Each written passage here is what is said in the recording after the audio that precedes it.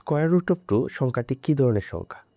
মূলদ সংখ্যা নাকি অমূলদ সংখ্যা, জটিল সংখ্যা নাকি ভগ্নাংশ? আমরা জানি যে স্কোয়ার রুট অফ 2 এর মান হচ্ছে 1.41421356 এরকম ডট ডট অসীম পর্যন্ত চলতে থাকবে একটি মান, অর্থাৎ এটার মান সসীম নয়। তাহলে আমরা জানি যদি কোনো সংখ্যাকে এরকম a বাই b আকারে প্রকাশ করা যায় তাহলে সেটা হচ্ছে একটা মূলদ সংখ্যা।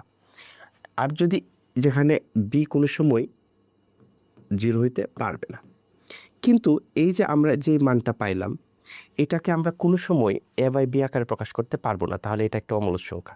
এটাকে আরও এভাবেও মনে রাখা যায় যে যদি কোনো সংখ্যা, যদি সংখ্যাটা এমন হয় যে সংখ্যাটা পূর্ণবর্গ নয়, তাহলে সেটাকে যদি আমরা স্কোয়ার রুট করি তাহলে সবসময় অমূলদ সংখ্যা পাওয়া যাবে। যেহেতু 2 সংখ্যাটি পূর্ণবর্গ নয়, তাহলে এটা হচ্ছে একটা অমূলদ সংখ্যা। তাহলে আমরা পরের ম্যাথে যাই। কোনটি মূলদ সংখ্যা? তাহলে এই জায়গায় এটা আমরা একটু আগে দেখে আসলাম যে এটা হচ্ছে একটা অমূলদ সংখ্যা। কারণ কি? এটার মান হচ্ছে 1.41421356, এটা অসীম পর্যন্ত চলমান। সেমভাবে √3ও একটি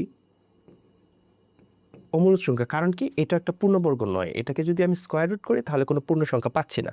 এটার মান পাওয়া যায় 1.732058, এরকম অসীম পর্যন্ত চলমান। ঠিক একইভাবে স্কোয়ার রুট অফ 11, এই সংখ্যাটাও পূর্ণবর্গ নয়। এটাকেও যদি আমরা স্কোয়ার রুট করি তাহলে আমরা যে মানটা পাই 3.16624 ডট ডট ডট এরকম অসীম পর্যন্ত চলমান। কিন্তু একমাত্র সংখ্যা স্কোয়ার রুট অফ 121, এটা হচ্ছে একটা মূলদ সংখ্যা। কারণ কি? যে square root of 121 equal to হচ্ছে 11, তাহলে এই সংখ্যাটা হচ্ছে একটা পূর্ণবর্গ সংখ্যা। কারণ এটাকে স্কোয়ার করার পর এটা একটা পূর্ণ সংখ্যা পাওয়া গেছে, সেই জন্য একমাত্র উত্তর হচ্ছে যে স্কোয়ার রুট অফ 121 একটি মূলদ সংখ্যা।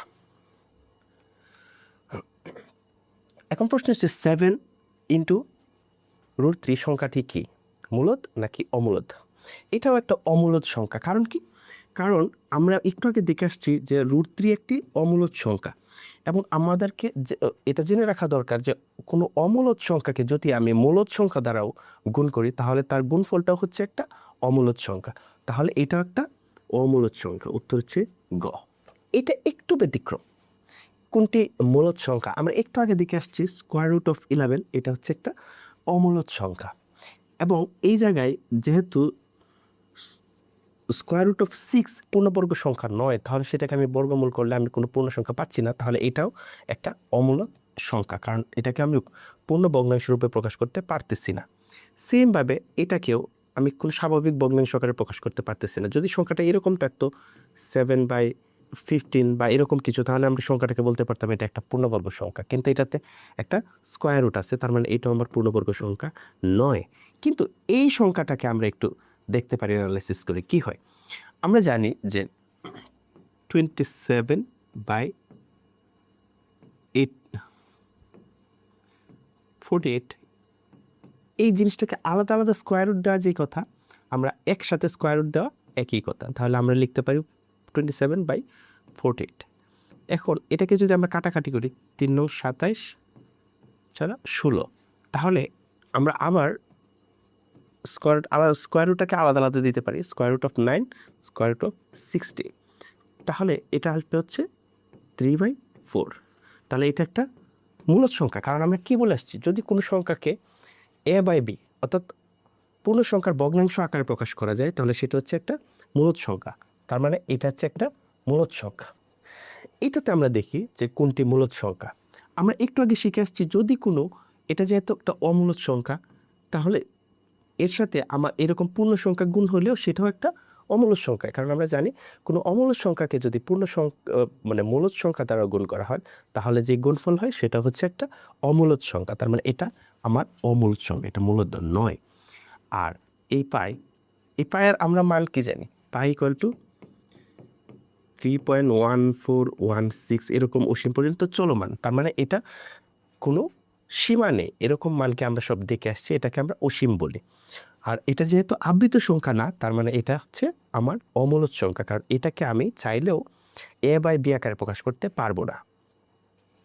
যদিও অনেকে পাইকে মনে রাখার জন্য 22/7 দিয়ে মনে রাখে, এটার সাথে এটাকে গুলায় ফেললে চলবে না। 22/7 আর পাই একই কথা না, আমরা মনে রাখার সুবিধার্থে ওইটা আমরা ব্যবহার করি। তার মানে এটা অমূলদ সংখ্যা, এটা অমূলদ নয়। আর ইউরেস নাম্বার এর মান 2.7182 এরকম একটা অসীম সংখ্যা, তার মানে এটাও আমার মূলদ নয়, অমূলদ সংখ্যা। আর এই যে সংখ্যাটা, এটা দেখো পুনঃপুনিক যুক্ত, তোমাদেরকে মনে রাখতে হবে পুনঃপুনিক যুক্ত সংখ্যাটা হচ্ছে মূলদ সংখ্যা, কারণ এটা একটা আবৃত সংখ্যা। এখন তোমাদের জন্য আজকের কুইজ, স্কোয়ার রুট অফ 289 এর বর্গমূল কী ধরনের সংখ্যা? এটা কি মূলদ, অমূলদ, স্বাভাবিক সংখ্যা, পূর্ণ সংখ্যা, কোনটা? আশা করি কমেন্টসে জানো। একটু ভালোভাবে প্রশ্নটা দেখে তারপর উত্তর করিও।